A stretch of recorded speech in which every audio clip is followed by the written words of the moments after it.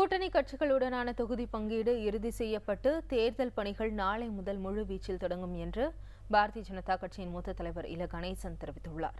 தென்சென்னை மாவட்ட பாரதிய ஜனதா கட்சியின் சார்பாக தேர்தல் பிரச்சார பொதுக்கூட்டம் எம்ஜிஆர் நகர் பகுதியில் நடைபெற்றது.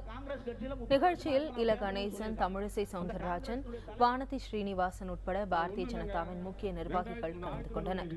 இந்நிகழ்ச்சியில் பேசிய இல கணேசன், பாரதிய ஜனதாவின் மாநில தேர்தல் குழு சென்னையில் இன்று காலையில் கூட உள்ளதாக தெரிவித்தார்.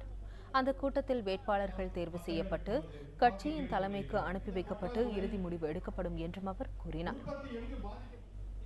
நாங்கள் அறிவிக்கின்ற அதே நேரத்திலோ அதற்கு முன்பாகவோ கூட்டணி கட்சியை சார்ந்தவர்களும் கூட வேட்பாளரை அறிவிப்பதற்கு வாய்ப்பு இருக்கிறது. 20ஆம் தேதிக்கு பிறகு முழுமையாக எங்களுடைய தேசிய ஜனநாயக கூட்டணி களமிறங்கி மக்களை சந்திக்கும்.